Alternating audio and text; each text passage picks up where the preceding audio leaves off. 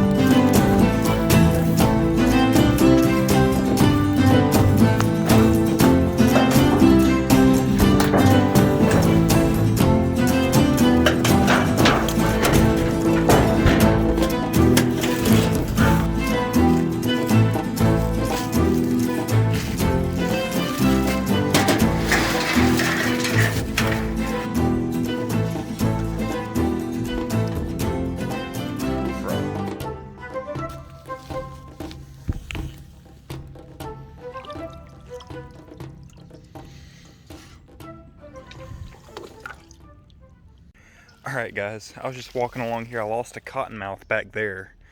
I'm looking for king snakes along the edge of this these brush piles. And right there, just spotted a hortus out basking on the edge of this water. So I was kind of bummed that I lost the cottonmouth. I didn't think I was going to see anything, but then that's just awesome. Whoa, there went a rabbit. See if we can get an in situ shot of this guy. That is awesome. I may just leave him there. I'm gonna go see if I can get my camera out of the car, because again, I didn't think I would see anything, but oh, he's hissing. He's puffing up. So here this guy is in situ. What a beautiful snake, right on the edge of this wetland. Something I don't usually hear these snakes do is hissing, and this guy is just hissing and puffing up, making all kinds of sounds.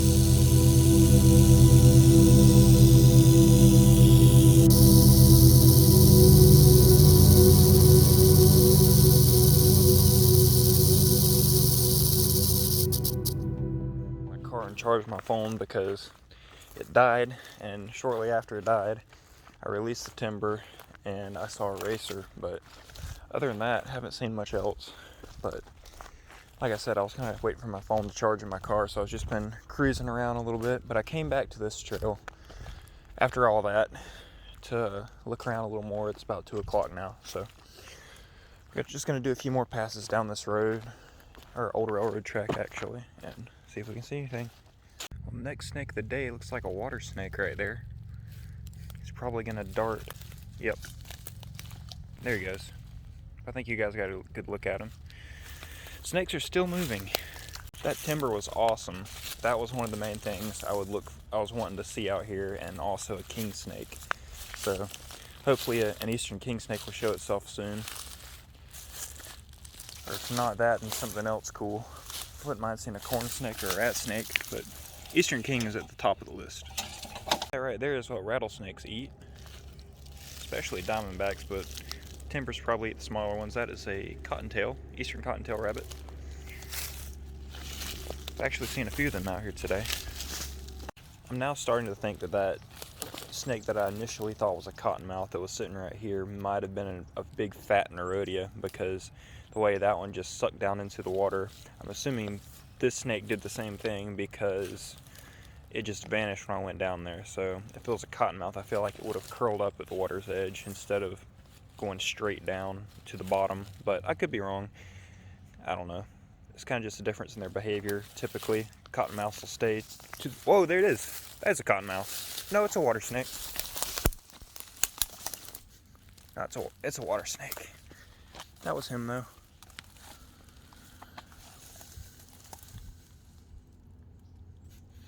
Yeah, that was what I saw. Just a fat water snake that looked kind of tannish on top. Alright guys, I think I see a snake of some kind, but I can't tell what it is from here. It looks like a snake. Oh, it's a rat snake. Cool. Just saw the glint of its scales. Big rat snake. In situ shot first. Come here, dude. You are big. Well, here's a gargantuan gray rat snake that was hanging out in that brush pile. Just saw the glint of his scales in the sun, and initially I thought he was a much smaller snake, but he is big and healthy. Got a wound on his neck. Kind of weird, but big, healthy, feisty snake. Gave me a bite on the shirt, but he still tried to bite. But this is awesome. I said earlier I wanted to see a rat snake. This is awesome. This is a nice, healthy, big eastern rat snake, so I'm happy with that. I'm just in love with this thing. Rat snakes are very common in Georgia. I'm pretty sure anywhere in the southeast you'll see rat snakes. They're really common in a variety of habitats, and it's no exception here in South Georgia, but I still love them, especially the gray ones like this.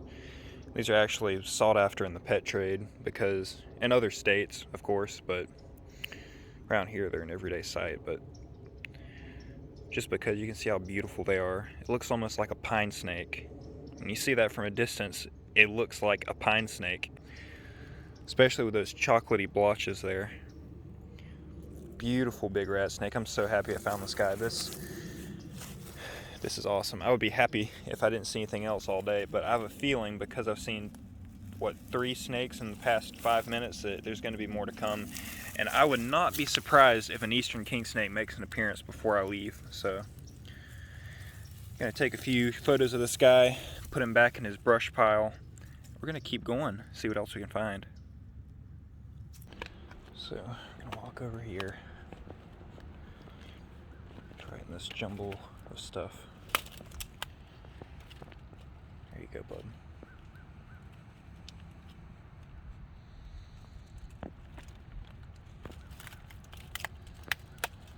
Pretty gnarly neck wound. It looks like where some kind of bird grabbed him behind the head. If I would guess, I'd say it's one of these big wading birds that are out here, like a heron or something like that. That's what it looks like to me, but it also could be scars from a rodent, because there are lots of rodents out here. I've seen the rodents, lagomorphs, rabbits, all day, so could have been anything really. Well guys, I think I'm about to make one more pass and then call it quits. Go get something to eat, because I've not had lunch. So I'm gonna go do that, and I will see you guys later. Alrighty guys, I'm out here on the boardwalk because I recently set a trap out here, a minnow trap, in hopes of catching some amphiumas, because I saw one out here a few days ago that I wasn't able to catch. So got a lot of rain recently. It's really mucky. The water's not very clear. So I don't know what that means for the trap, or if I'll even be able to see it, but we're about to find out. You guys hear that? That's a really cool animal.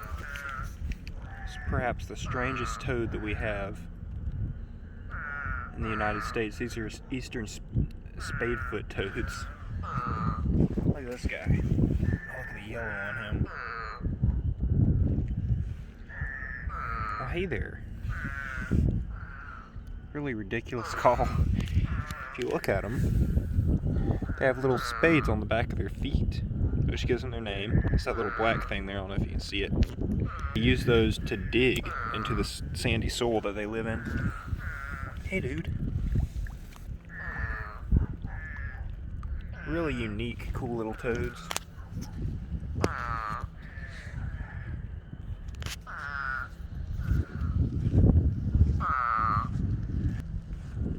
Hey, this dude.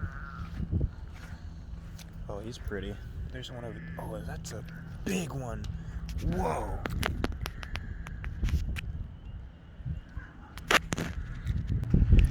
Must have straddled this guy when I drove by. What a nice looking frog.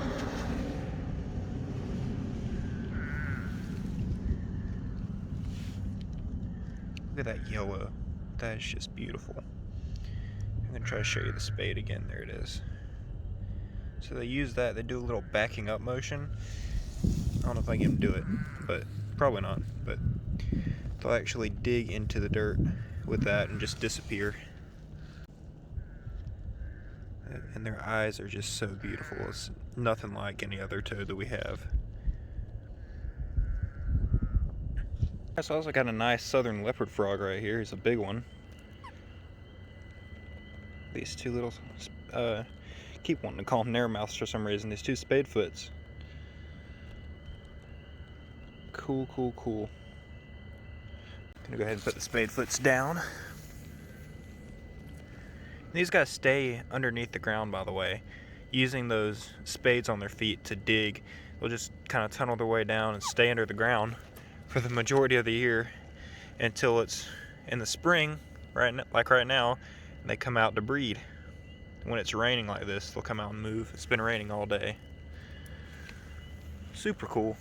We're gonna keep moving though, and I think I'm gonna try to find another place because I know another spot that's probably gonna be pretty good for these guys. So we're gonna get out from in front of these people's houses and go and do that instead. Another spadefoot just cruised on the road, completely different part of town. Neat little guy. Got more black than yellow. Okay. But I can hear more out there, so I'm gonna hop out and see if I can find the rest of his buddies. In the world, I go to let this guy go, who's playing rock now. And there's a dead spadefoot just laying here. It's really weird. Just laying upside down like that. Let's go look at these other guys.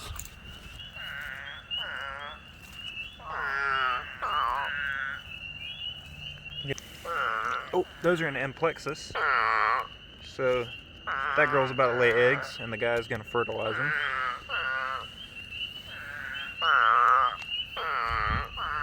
Pretty cool. Oh, another pair in amplexus right here. Pretty cool.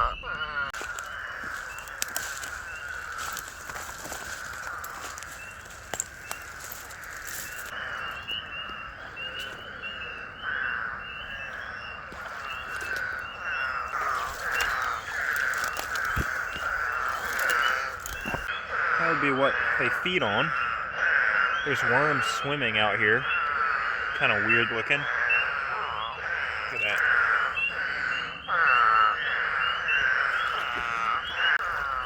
That's odd. Dude, I think you're doing it wrong. It is here.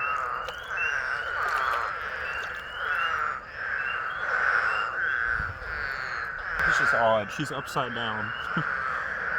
Don't drown her, dude.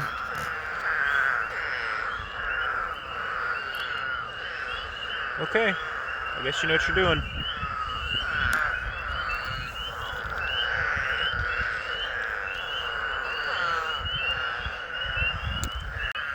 And guys, what this is it's not a permanent wetland.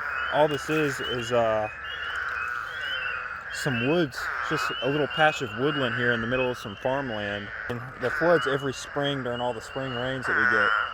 So once this floods, these spadefoots emerge from the ground, breed, lay their eggs,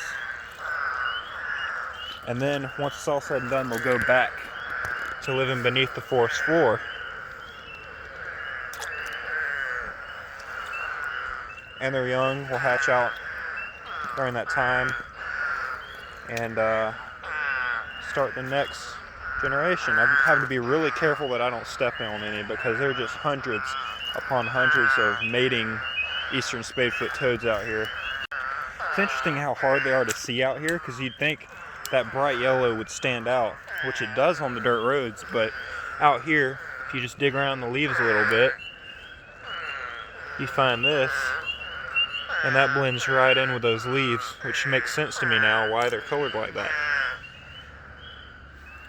So it's another good reason I have to be very careful. I'm actually going to get out of the water now because I don't want to step on any.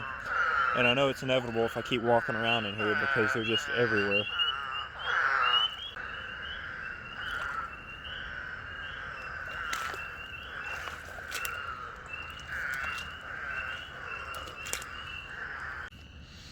This guy here is calling for a mate from his twig.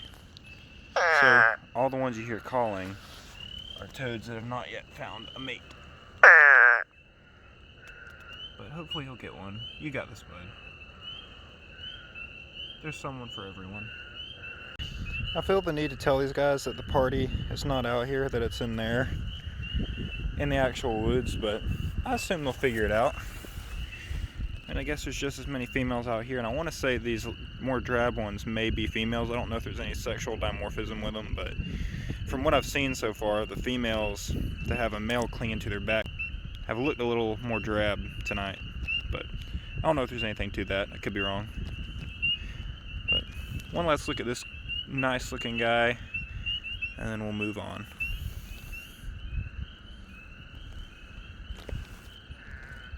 There you go, bud. Good luck. Alright guys, so I'm gonna go ahead and run an outro, but don't click off just yet because I was gonna go ahead and tell you guys new things for the channel coming. I'm about to get some new gear, probably the next time I get paid for my job. So I'm gonna get a new camera, all new setup. Should be a lot better quality because that's what I want to bring you guys. I'm kind of tired of just using my phone, even though it's great camera quality. I feel like I could be doing better, so I'm gonna be getting the GoPro. You still hear Spadefoot's out there. GoPro Max, I believe it's called. I'm still looking into it, but I'm gonna be getting that within the very near future, probably within the next few days or a week or two from now. I'm gonna be getting that and learning it so I can bring you guys some awesome content with that.